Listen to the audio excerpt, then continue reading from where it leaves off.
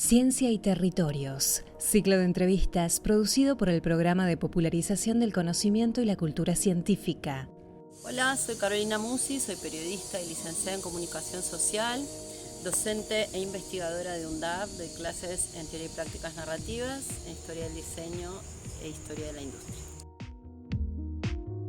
¿A qué llamamos industricidio? Bueno, básicamente se dice que es un neologismo porque es la palabra que se arma con el sustantivo industria y cidio, acción de matar. Ha habido cierta resistencia al uso de la noción de industricidio, para mí es clarísima, ilustra perfectamente la política económica de la dictadura, de la última dictadura, y creo que si hubo cierta resistencia, eso tiene que ver con que el industricidio fue en paralelo al genocidio y obviamente no se trata, el horror no se puede jerarquizar, pero entiendo que esa resistencia del uso de industricidio tiene que ver con que antes en paralelo había un genocidio. Se popularizó el concepto de industricidio, quiero decir circuló, durante los años macristas, que fueron también una etapa industricida, sobre todo quedó en lo que se había recuperado más en los años previos, en los gobiernos del kirchnerismo, que fue la actividad de las pymes, así como también se destruyeron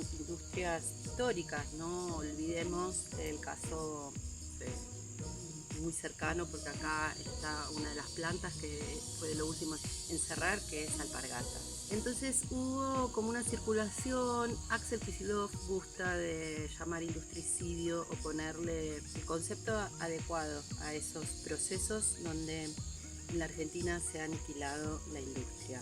Me interesa básicamente cómo la industria impacta en los imaginarios sociales. Este país siempre tuvo estrabismo europeísta, ¿no? Por no decir una tortícolis hacia el este. No valora ni prioriza la industria nacional. Quería recordar cuando hablábamos recién del concepto de industricidio, una publicidad que había que lo ejemplifica durante la dictadura, que ustedes no han de recordar porque eran muy pequeñas o no habían nacido. Bueno, yo la recuerdo, era niña y eran las sillas importadas desfilando y llegando, y cómo el personaje, el locutor que sentaba en la silla de Industria Nacional, se rompía frente a la avalancha de las otras importaciones. Para mí es hermoso reconocer cómo parte de nuestra cultura material, como esas cosas de la vida diaria, cotidiana, plásticos, porcelanas, vidrios, materiales de la construcción, los frentes de nuestras casas están hechos de industria nacional. Parece que valorar esas producciones es valorar soberanía, y estamos hablando de todas esas implementos, objetos que facilitan actos vitales. En general tenemos más asociada la lectura de los objetos a la cuestión biográfica, ¿no? Esto con todas las corrientes de historia que se pusieron en los últimos, desde los 80, sobre las biografías y lo biográfico. Bueno, hicieron pie Violet Morin en el eje del objeto biográfico como algo de lecturas de vidas privadas, de vidas de personas. Me interesa eso aplicado al objeto biográfico social, el objeto biográfico colectivo, el plato de Durax, las tazas de Hartford, los pitones de El Esfuerzo, los inodoros de Ferrum que usamos. Ahí tenemos otra gigante local. Bueno, en fin, la flecha. Podría seguir porque estos son temas que me gustan mucho. Pensemos que si deja de haber fábricas activas, hay desempleo, hay edificios y plantas que se desocupan y pasan a juntar a través de décadas, porque no estamos hablando de años o de meses, mucho menos, empiezan a juntar aspectos que en general son lo contrario a lo productivo. Y bueno, ¿qué pasa con las familias que, por lo que decía anteriormente, de que en lo histórico el partido de Avellaneda es un territorio industrial, y estamos hablando desde el comienzo de la historia argentina, estoy hablando de la fundación, es de matriz industrial. Cuando muchas veces dicen la provincia industrial es Córdoba, sí, pero el corazón industrial de la historia argentina fue Avellaneda. Podemos hablar de los saladeros, podemos hablar en las sucesivas etapas. En la primera, de las curtiembres, podemos hablar de los frigoríficos, podemos hablar de las metalúrgicas, y ya que caemos en las metalúrgicas o en las grandes industrias o la metalmecánica, un caso simbólico de esa degradación, no tan simbólico del industricidio, pero sí de casi como un termómetro, como un timeline, una línea cronológica de lo que le pasa, lo que le pasó a la economía argentina, es Siam. Hay una crónica muy buena que salió en la primera revista orillera, que se llama El país a dos orillas, una crónica de Claudia Rafael, una periodista de Olavarría, pero que vive en Piñeiro hace unos cuantos años, y bueno, la recomiendo porque explica muy bien el proceso de esta degradación que implicó el hundimiento de la gigante Siam. Conocemos una parte de su recuperación, que fue en el 2013, cuando reabrió, bueno, después con el proceso que conllevó de lucha de la cooperativa, y bueno, y ahora está en una meseta. Para mí es importante también, hablando del territorio, pensar que todas estas familias que siguieron viviendo ahí, que mayormente trabajaban y tenían sus empleos en la zona, me encanta pensar en imágenes, porque hay todavía muchos testimonios vivos de personas que trabajaron en los 40 y en los 50 de Siam o de otras. Me encanta pensar en las imágenes que ellos recuerdan, sonoras, visuales. Hay una que es muy linda y que se asocia con nuestro edificio de Piñeiro, que tiene que ver cuando estaba activa la barraca Alonso, y es que nevaba en Avellaneda a diario, porque no era la única barraca lanera de lavado. Está en Diagonal, la Balán, y estos gigantes edilicios salían los camiones cargados de lana limpia que se volaban. Entonces volaban los copos de lana blanca, los vellones por las calles de Mario Bravo, Isleta, donde se cruzaban las barracas.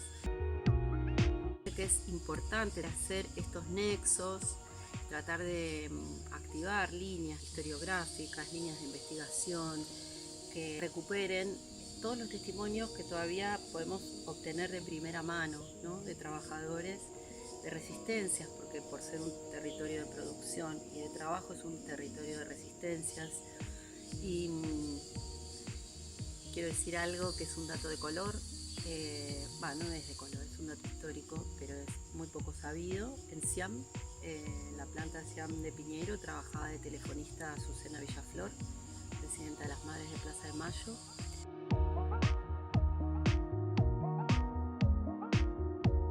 Por ser el partido de Avellaneda y en general el conurbano sur, una zona centralmente industrial, la forma en que repercutieron los industricidios fue demoledora, ¿no?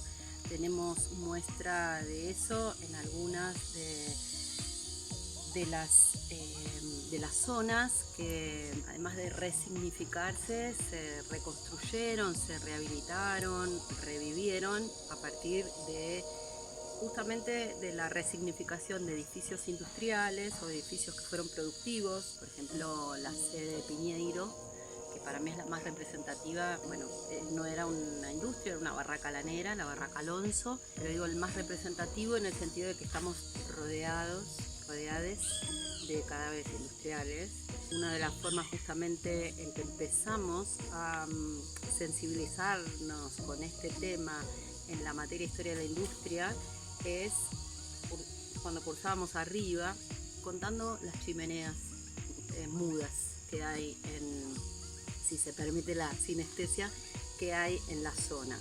Entonces, esta política destructiva que repercutió, no solo interrumpiendo procesos de trabajo de las personas, procesos de vida, con lo que eso conlleva, de degradación del territorio, de desempleo.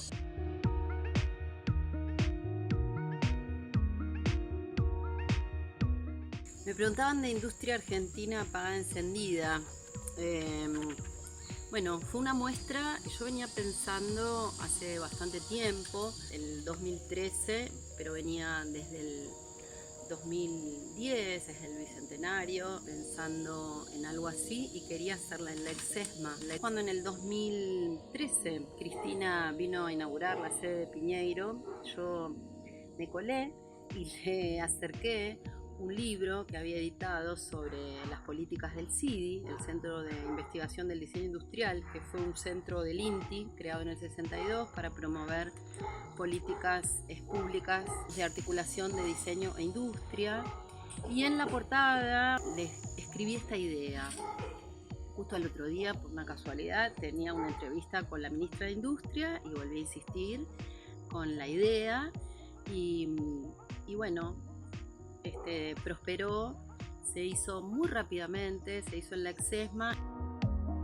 Y hablando de cómo repercute este fenómeno como del industricidio y de los últimos procesos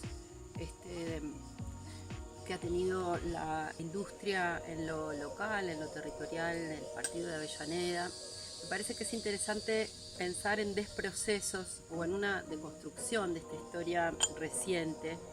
Hay muchos tangibles cotidianos, así como hay muchos testimonios de primera mano todavía.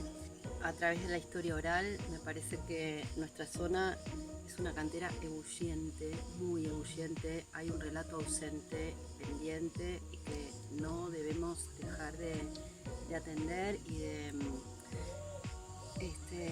amplificar, ¿no? de recoger, de procesar. Y me interesa mucho cómo esto se está cruzando en la universidad, por ejemplo, el accionar de las asociaciones de historia oral de Barracas al Sur y de Avellaneda, con las investigaciones que podemos hacer desde la universidad.